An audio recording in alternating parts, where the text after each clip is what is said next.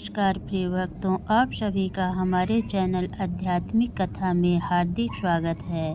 आज की इस पावन वीडियो में हम आपके लिए लेकर आए हैं सोमवार व्रत की पवित्र और फलदायी कथा, जिसका श्रवण और पालन करने से भगवान शिव की विशेष कृपा प्राप्त होती है और मनोकामनाएं पूर्ण होती हैं और जीवन में सुख शांति व समृद्धि आती है। तो आइए श्रद्धा और विश्वास के साथ इस सोमवार व्रत की कथा का श्रवण करते हैं और भोले बाबा का आशीर्वाद प्राप्त करते हैं। सोमवार व्रत कथा। अमरपुर नगर में एक धनी व्यापारी रहता था। दूर दूर तक उसका व्यापार फैला हुआ था। नगर में उस व्यापारी का सभी लोग मान सम्मान करते थे। इतना सब कुछ होने पर भी वह व्यापारी अंतर्मन से बहुत दुखी था, क्योंकि उस व्यापारी का कोई पुत्र नहीं था। दिन रात उसे एक ही चिंता सताती रहती थी, उसकी मृत्यु के बाद उसके इतने बड़े व्यापार और धन संपत्ति को कौन संभालेगा। पुत्र पाने की इच्छा से वह व्यापारी प्रति सोमवार शिव भगवान का व्रत और पूजन किया करता था। सायंकाल को व्यापारी शिव मंदिर में जाकर भगवान शिव के सामने घी का दीपक जलाया करता था। उस व्यापारी की भक्ति देखकर एक दिन पार्वती ने भगवान शिव से कहा, हे प्राणनाथ, यह व्यापारी आपका सच्चा भक्त है। कितने दिनों से यह सोमवार का व्रत और पूजा नियमित कर रहा है। भगवान आप इस व्यापारी की मनोकामना अवश्य पूर्ण करें।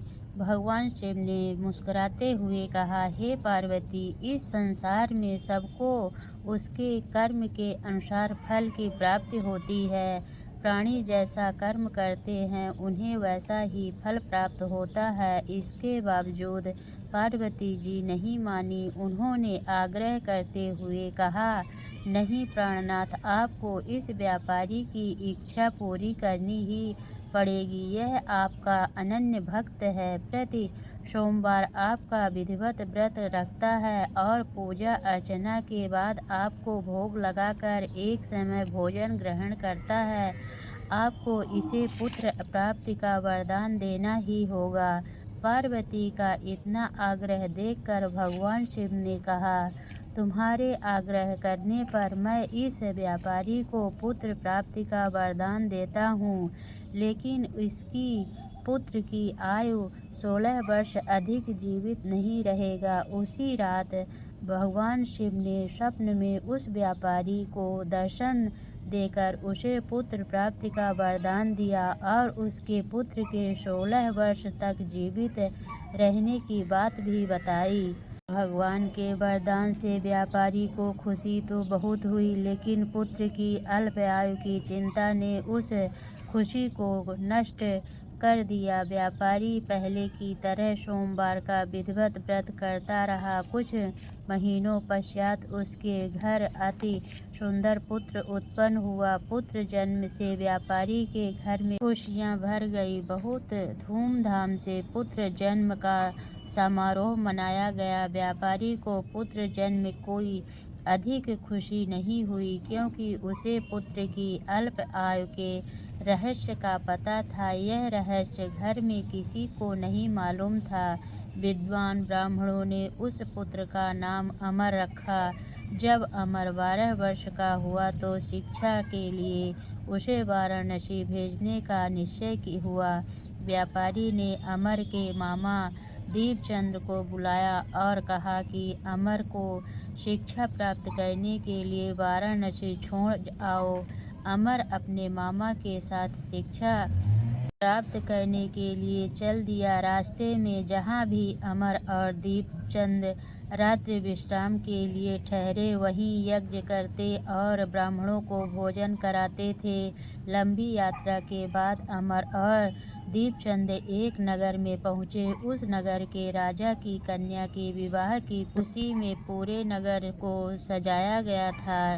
निश्चय समय पर बारात आ गई, लेकिन वर का पिता अपने बेटे के एक आंख से काने होने के कारण बहुत चिंतित था। उसे इस बात का भय सता रहा था कि राजा को इस बात का पता चले पर कहीं वह विवाह से इनकार न कर दे, इससे उसकी बदनामी होगी। वर के पिता ने अमर को देखा तो उसके मस्तिष्क में एक विचार आया। उसने सोचा, क्यों न इस लड़के को दूल्हा बनाकर राजकुमारी से विवाह करा दूं। विवाह के बाद उसको धन देकर विदा कर दूंगा और राजकुमारी को अपने नगर में ले आऊंगा। वर के पिता ने उसी संबंध में अमर और दीपचंद से बात की। दीपचंद ने धन मिलने के लालच में वर के पिता को बात स्वीकार कर ली। अमर को दूल्हे के वस्त्र पहनाकर राजकुमारी चंद्रिका से विवाह करा दिया गया। राजा ने बहुत सा धन देकर राजकुमारी को विदा किया। अमर जब लौट रहा था तो सच नहीं छिपा सका और उसने राजकुमारी की ओढ़नी पर लिख दिया, राजकुमारी चंद्रिका, तुम्हारा विवाह तो मेरे साथ हुआ था। मैं तो वाराणसी में शिक्षा प्राप्त करने जा रहा हूँ। अब तुम्हें जिस नवयुवक की पत्नी बनना पड़ेगा वह कान्हा है। जब राजकुमारी ने अपनी ओढ़नी पर लिखा हुआ पढ़ा तो उसने कान्हे लड़के के साथ जाने से इनकार कर दिया। राजा ने सब बातें जानकर राजकुमारी को महल में रख लिया। उधर अमर अपने मामा दीपचंद के साथ वाराणसी पहुंच गया। अमर ने गुरुकुल में पढ़ना शुरू कर दिया। जब अमर की आयु 16 वर्ष पूरी हुई तो उसने एक यज्ञ किया। यज्ञ की समाप्ति पर ब्राह्मणों को भोजन कराया और खूब अन्न वस्त्र दान किए। रात को अमर अपने शयन कक्ष में सो गया। शिव के वरदान के अनुसार शयनावस्था में ही अमर के प्राण पखेरु उड़ गए। सूर्योदय पर मामा अमर को मृत देखकर रोने पीटने लगा। आसपास के लोग भी एकत्र होकर दुखी प्रकट करने लगे।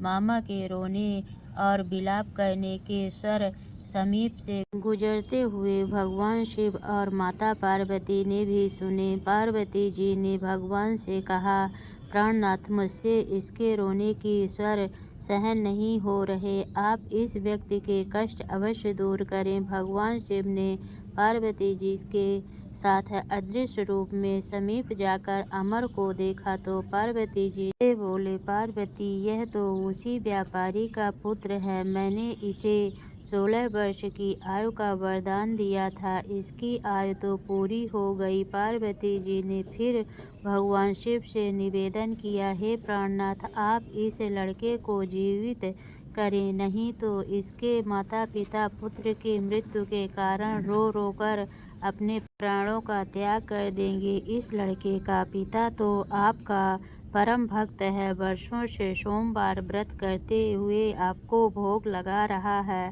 पार्वती के आग्रह करने पर भगवान शिव ने उस लड़के को जीवित होने का वरदान दिया और कुछ ही पल में वह जीवित होकर उठ बैठा।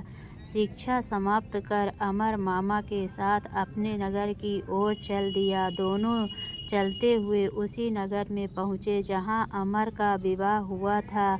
उस नगर में भी अमर ने यज्ञ का आयोजन किया। समीप से गुजरते हुए नगर के राजा ने यज्ञ का आयोजन देखा। राजा ने अमर को तुरंत पहचान लिया।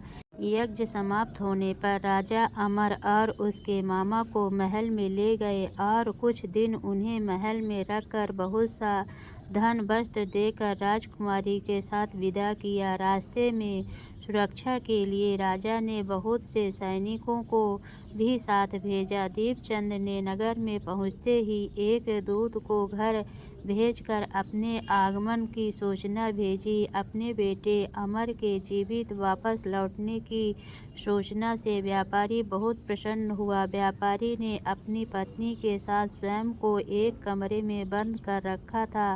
भूखे प्यासे रहकर व्यापारी और उसकी पत्नी बेटे की प्रतीक्षा कर रहे थे। उन्होंने प्रतिज्ञा कर रखी थी कि यदि उन्हें अपने बेटे की मृत्यु का समाचार मिला तो दोनों अपने प्राण त्याग देंगे। व्यापारी अपनी पत्नी और मित्रों के साथ नगर के द्वार पर पहुंचा। अपने बेटे के विवाह का समाचार सुनकर पुत्रवधू राजकुमारी चंद्रिका को देखकर उसकी खुशी का ठिकाना न रहा। उसी रात भगवान शिव ने व्यापारी के स्वप्न में आकर कहा, हे सेठ, मैंने तेरे सोमवार के व्रत करने और व्रत कथा सुनने से प्रसन्न होकर तेरे पुत्र को लंबी आयु प्रदान की है। व्यापारी बहुत प्रसन्न हुआ।